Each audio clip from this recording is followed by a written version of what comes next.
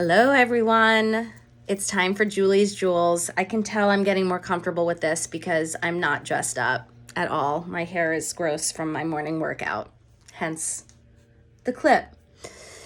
So today I'm going to talk about 3 different jewels that I have to offer you. The first one is conditions of satisfaction, professional conditions of satisfaction. The second one is decision making using intuition. And the third one is celebration. So for the first one, conditions of satisfaction, I have lots of clients and one right now who are dissatisfied with their work or, because it's both, thinking they want to do some sort of a career pivot. And in some of these situations, don't actually know what they want to do next. So, it's one thing if you're on a specific path and there's clear milestones and you're going in a specific direction. But for a lot of people, they know they're not happy, but they don't really know what they want to do next. So as a coach, I'm like, all right, so where do we start?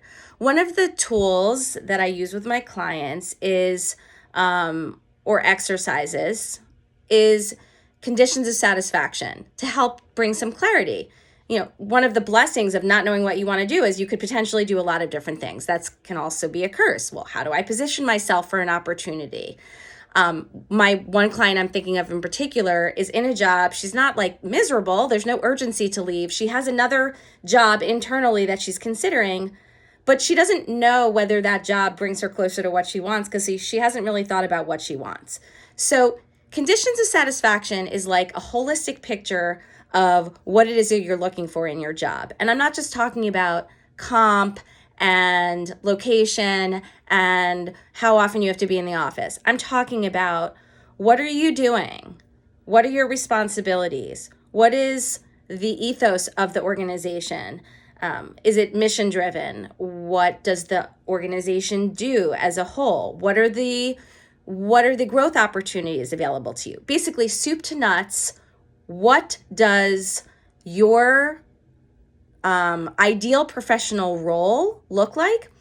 If you spend some time giving yourself space to write about this, think about this, I guarantee it can support you to do two things. One, close gaps in your current situation. So if there's a little bit of dissatisfaction, maybe you can understand, well, okay, this particular condition isn't being met. How can I make that happen here? It could also obviously say, oh, wow, I'm really far off. I need to go. I need to find something else. It can also help you to vet new opportunities when you're looking for something else and you're not sure what you're looking for. So highly recommend taking this on for anybody, but particularly for people who are looking to do something else. Second jewel, decision-making with intuition. So my assertion is that we as human beings tend to rely a lot on what's up here to make a decision.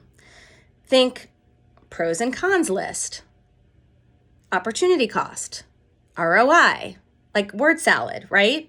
Now, I'm making fun of it. It's not a bad way to make a decision. It's not a bad way to say, what am I going to get from this? What are the pros? What's the con? How much does it cost? What do I need to give up? All those things. But that's a very brain-based, intellectual way of making a decision. What I want to offer to you is that, again, there's nothing wrong with that, but it's incomplete.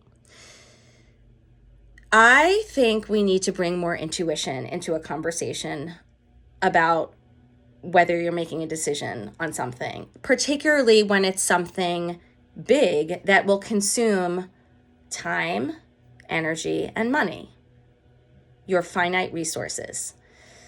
And what do I mean by intuition? This is where it gets kind of woo-woo, even for me. I mean, what does your heart tell you about this thing? If you slow down, instead of like doing your list, which by the way, I've got like checklists right in front of me that I'm looking at right now, instead of focusing on that, if you are just tapping into what is my heart telling me? What is my gut telling me? How do I feel when I envision myself in this place or doing this thing or taking on this project or signing up for this workshop or going to this location?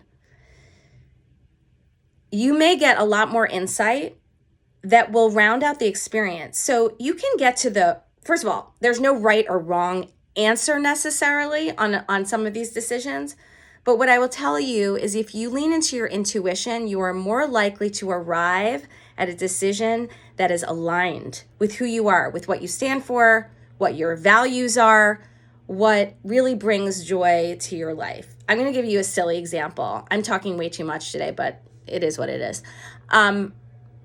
When Ross and I were looking for our third house in Voorhees, because we just like to keep buying houses in Voorhees and whatever. By the way, we don't own the other two.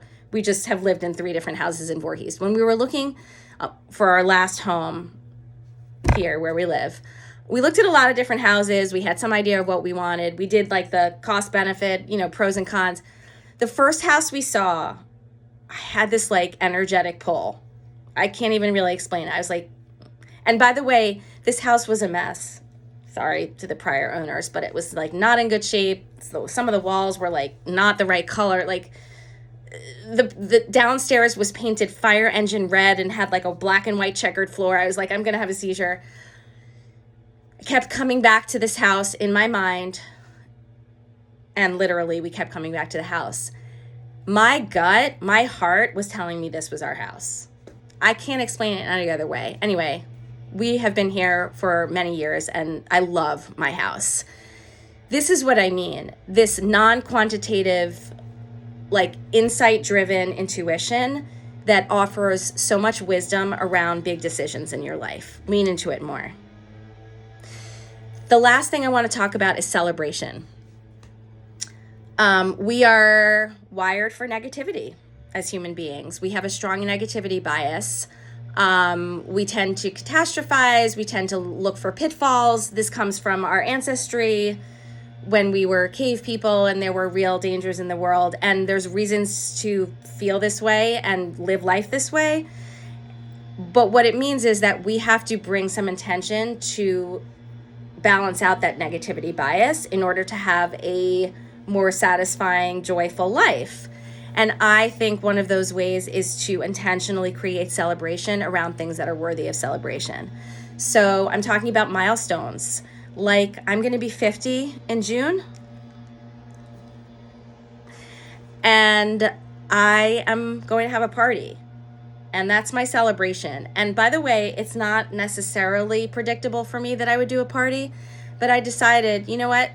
This is worthy of celebration. So I encourage all of you to take a moment, think about an accomplishment, a milestone, and celebrate it. That's all I have. Thank you very much for listening. For those of you who celebrate, happy Easter.